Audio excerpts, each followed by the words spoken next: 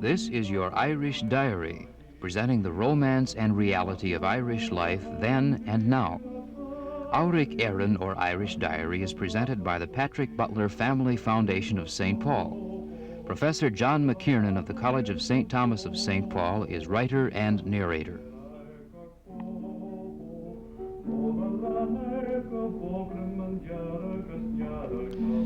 You are looking at one of the most beautiful examples of man's artistry.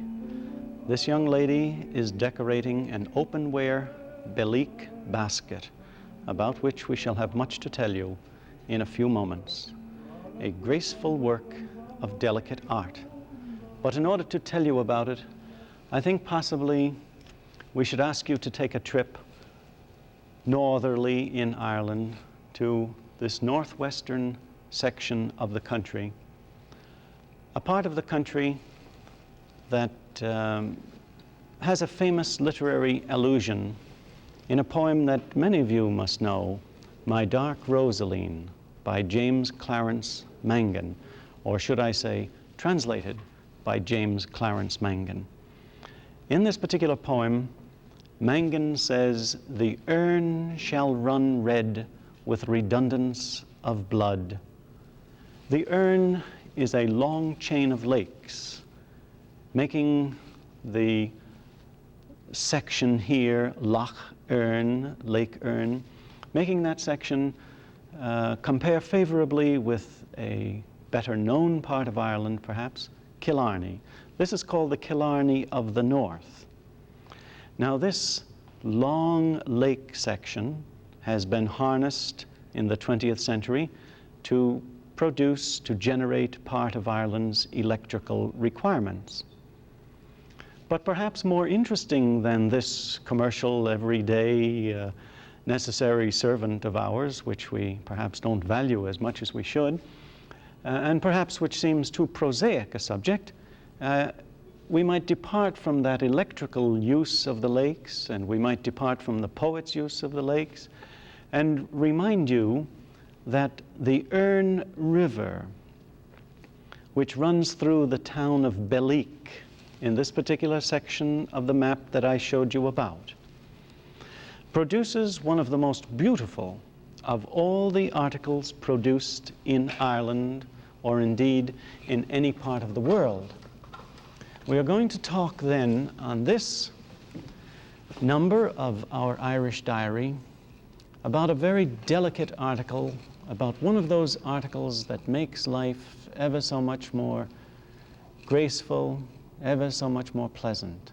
We're going to talk about china, Irish china, Irish porcelain china, the china which you may know under the name of Belleek. Belleek is that little village on the Erne River in the region known as the Killarney of the North. This china industry was founded there about 100 years ago, 1857, and has rapidly become one of the world's leading chinas. Now, china is a product that is perhaps as old as the human race.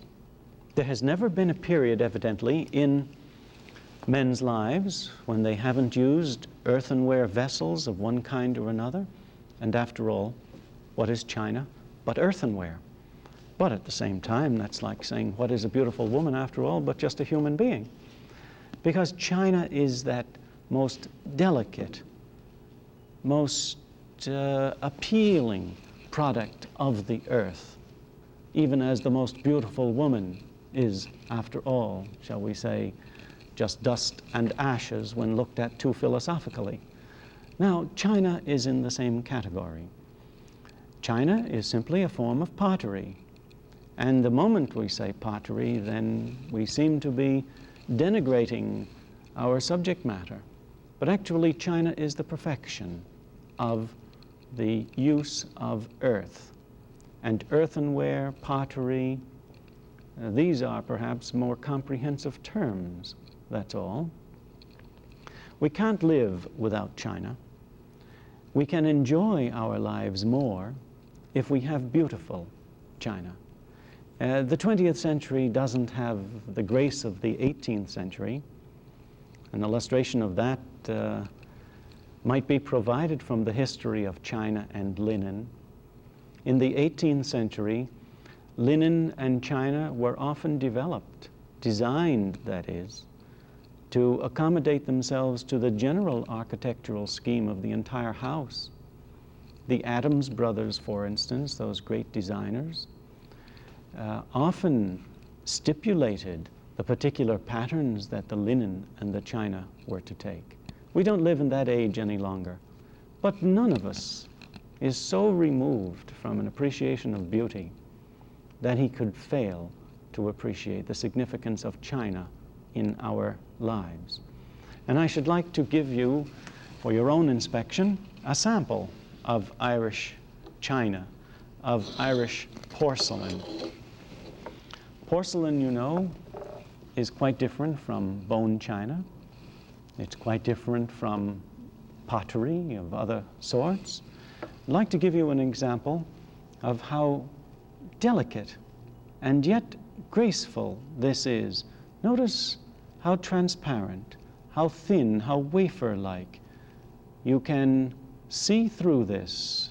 It's sometimes said that you can read your newspaper through it.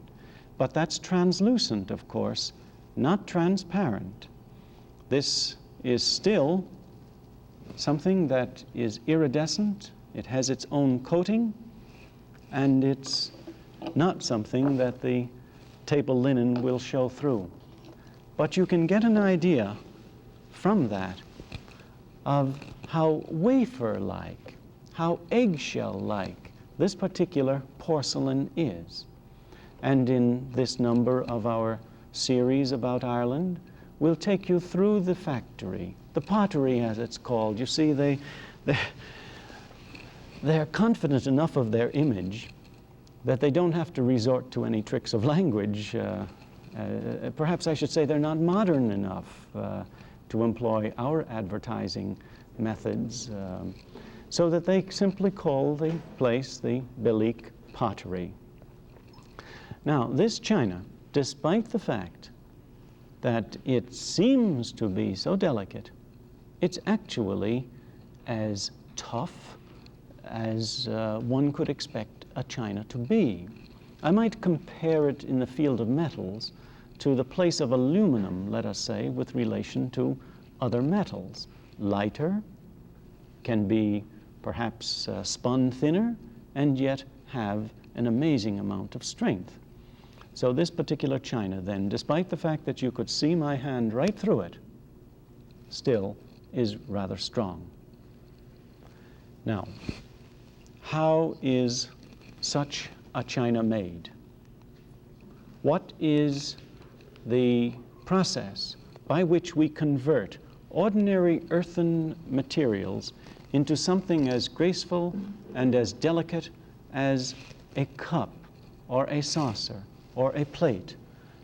What are the methods by which the design is laid on? How is this coating applied? All that we hope to be able to answer for you in this particular program, and to help you appreciate the contribution of Ireland to finer living. Now, I do this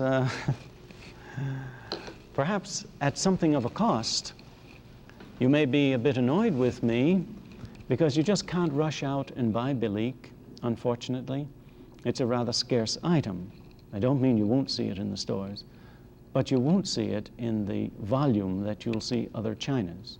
And perhaps after looking at the rest of the program, you'll be able to understand why it's so scarce.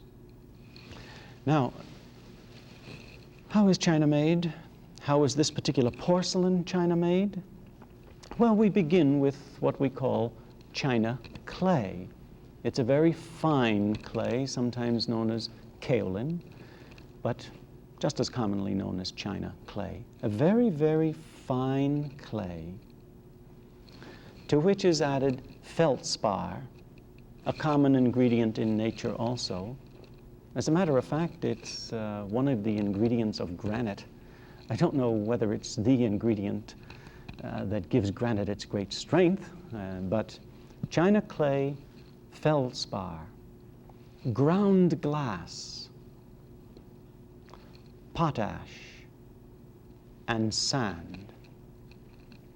Now these items are ground, they're water ground, for 12 hours a day for 5 days. So they have 60 hours of grinding and 60 hours, shall we say, of settling, of aging, of maturing.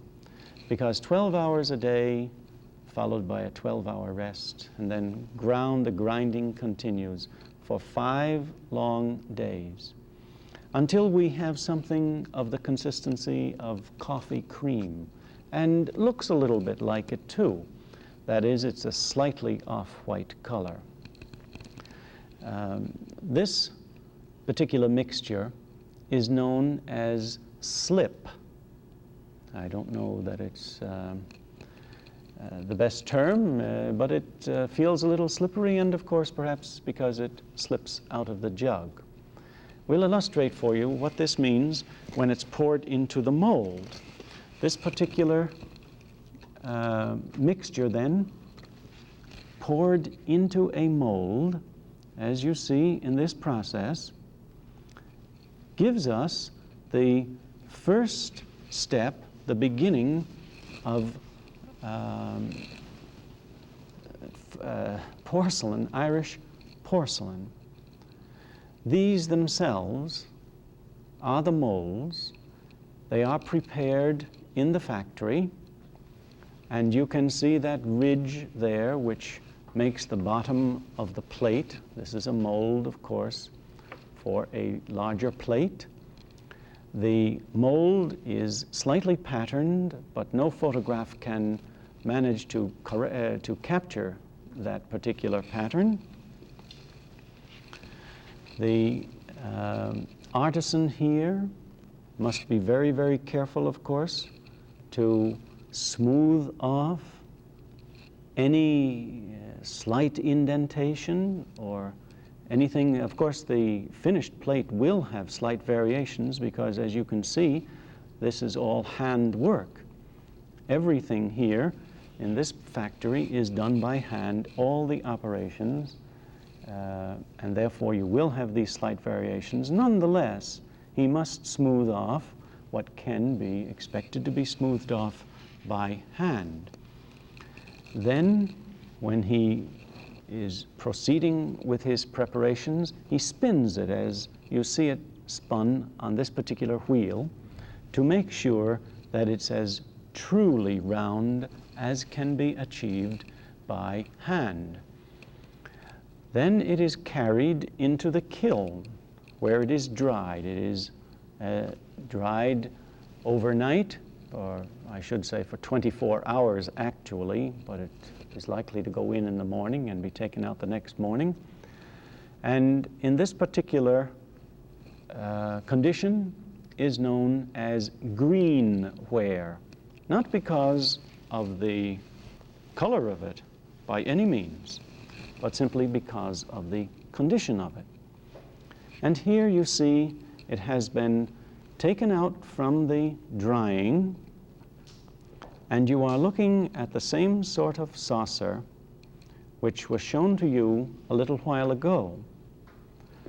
Only in this particular instance now, having come out of the mold and having not yet received its first firing, it's quite brittle, and it wouldn't at all bear the amount of handling or tapping or normal usage that one expects.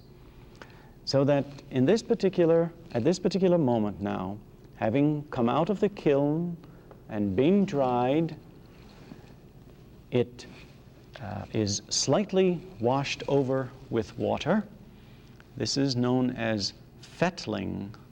It's an old Anglo-Saxon term which originated in the word for a belt, so that actually it had the significance of hitching up your pants and getting ready to do a job. So this term, which we don't find very much in ordinary conversation today, still lingers on in this industry because we are hitching up our belt and getting this ready now for its first firing. That process then we have called fettling. As part of this process, we note this man, if you look at what he's holding in his left hand, it's the handle of a cup. Part of this process, before we send it in for its firing, we must make sure, of course, that those pieces which require the additions of, shall we say, feet, some of the cups have little feet, or bases, or handles, those pieces which require the addition of anything else are now joined to the parent body. And in this instance, it is the handle which is being joined to the cup. Then we send these pieces in to be fired. They go through a period of 3 different firings. The figures on those may be interesting, and I'll come to them in a moment. Here is a variety of other types of pieces, vases. We can see these shapes here are shapes that are taken from nature models. This particular plant is located, remember, on the river Erne, but not very far from the sea. And the shapes that are employed are shapes that either originate in nature or in the artistry of nature. And we'll have a bit more to say about that in a little while. Here we see again the preparation of other kinds of pieces. Ultimately, of course, we come to something which is particularly associated with the town of Belleek, with the Belleek pottery. And this is this most extraordinary openware. Can you see the crisscrossing there and the loose ends hanging down? This china clay is rolled just as children will take modeling clay and roll it between their hands. This particular china clay, which you saw before in its liquid form, is also blended with gum arabic and olive oil so that it can be handled and rolled between the fingers or between the palms of the hands into this spaghetti-like shape. And these then are spun and woven and crisscrossed into the most intricate patterns imaginable. This basket, for instance, began as simply as what you saw a moment ago, which was a small, unadorned edition. And to this basket now has been added an outer ring, as well as roses, rose petals, added petal by petal. This particular plate is being built at the bottom now with a stronger support. Ultimately, they too must go into the kiln to be baked. And here is just such a plate on its way in. This will be carried into the kiln where it will be baked and emerge as something as beautiful as this. These plates and openware baskets are utterly fantastic. They have to be seen to be appreciated. And I must confess, I didn't have one at home that I could bring in to illustrate for you. They are, of course, light in weight, as all the pieces of Belleek are. They are all openware, so that the support is architecturally or structurally engineered in a manner whose science I don't quite understand, but they are amply strong enough to hold their measure of breads and the other articles which they are supposed to contain. Some of them are so small and so dainty that they are angelic almost. And here you see one of these heart-shaped baskets with its bouquet of roses. And here it is being readied for painting by the young lady. Most of the painting is done by the ladies, but the other designing in the plant is done by men. Now these baskets are, of course, extremely popular sales item, but they take a great deal of time to produce. It may seem, the man seemed to operate swiftly when I watched him, but it's extremely difficult. Now this is the only mark which can tell us the true Belleek. Belleek has established such a worldwide reputation that it has had its imitators, of course. In this mark, which essentially is in two parts, the lower one simply says d24, which is Irish for made in Ireland.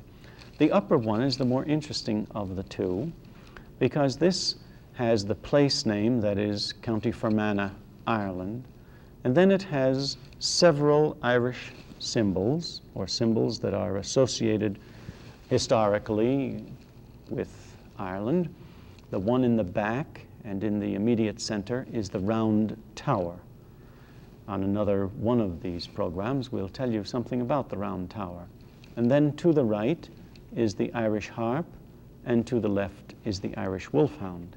So if any of you are interested in knowing whether any particular piece that you might receive is genuinely Irish Belleek, you have only to look for that particular mark. These pieces are exhibition pieces which perhaps illustrate what I said before about designing and about patterning. You notice the openware here. You have sea anemones worked into this and other designs from the sea.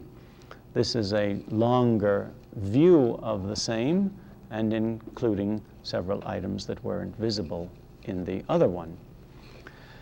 Many of these pieces are, shall we say, almost exhibition pieces. I don't mean by that that you can commission work in Belleek. You cannot. Belleek does not do any commissioned work at all. The designs that are produced in Belleek are native designs, and most of them are old designs. This particular one, again, returns to basic Irish motifs, the Irish wolfhound and the harps above, but at least it illustrates what can be done aside from ordinary ware, that is tableware. And this rather futuristic composite of the Irish countryside and Belleek china pieces, that is models here, this perhaps is a fitting combination of what Belleek is in the 20th century. That is, it is as modern as the automobile, as modern as the electricity now, which supplies the plant's power.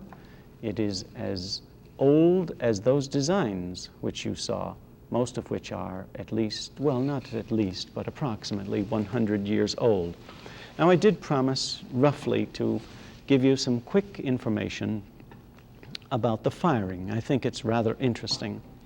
After the material was fettled, that is, we girded up our loins and we got the material, whether it was a vase or whether it's cups and saucers, tableware, whatever it may be, when it is fettled, that is, it comes out of the mold in this green condition, not very strong now. It goes then, after its fettling, rub it over slightly with moisture and so on, it goes into its first firing, which lasts for 18 hours at a temperature of nearly 2,500 degrees Fahrenheit. 18 hours. This temperature, it's brought up to that temperature. I don't mean that it's put into that temperature immediately. The temperature is raised gradually. When it emerges 18 hours later from this intense heat, it's in the condition known as biscuit china. This just happens to be the name that is traditionally used in Ireland, England, Germany, most places in the manufacture of china, which is fired many times. The second firing lasts 12 hours at a somewhat lower temperature, 950 degrees centigrade, almost double that Fahrenheit, of course. And when it emerges now, it is called glassware.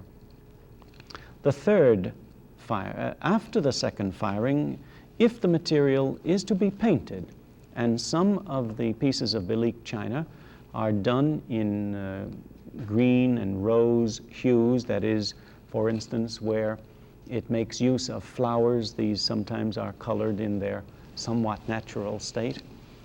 This is done after the second firing, and the trademark, which you saw a moment ago, is also applied after the second firing. And the third firing is the lowest heat of all, only 650 degrees centigrade, or somewhere around 1,000 or maybe slightly over Fahrenheit. And this lasts only 6 hours. Well, now in the production of this china, after these 3 firings, what we have left is an extremely durable. We can't disregard the fact, of course, that it's light and one can break it, but in normal wear, an extremely durable and most beautiful, most appealing type of modern porcelain. The only difficulty, of course, is that it's in short supply. Approximately 700 to 800 dozen pieces are made a week by 120 people, most of whom are male, in this little factory in northwestern Ireland. About 80% of this is shipped to the United States and to Canada, approximately 10% to Australia and New Zealand and Hong Kong. Imagine, there must be a great deal of money in Hong Kong. And another 10% for the home market. So you may not be able to get Belleek, but you can always admire it somewhere, someplace. It may be an exhibition or it may be a friend's home. But it is, as you have seen, I hope, one of the loveliest items that can grace one's home. And it's a tribute to Ireland that for 107 years now, this clay has found its artistic expression in a small town where traditionally members of the same family graduate through an apprenticeship to this expression of their peace of mind, of their appreciation of beauty, and whatnot. You might be reminded of a line from Alexander Pope describing a woman who was mistress of herself, even though the china fell. I shouldn't like my Belleek to fall. I couldn't be master of myself if it did.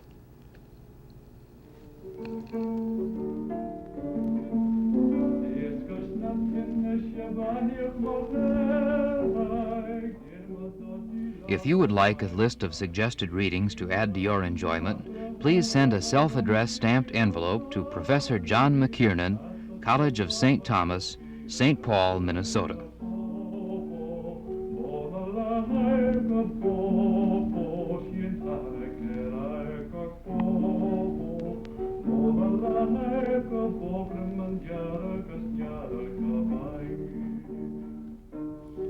This program has been presented as a public service by the Patrick Butler Family Foundation and produced at KTCA-TV, Minneapolis, St. Paul.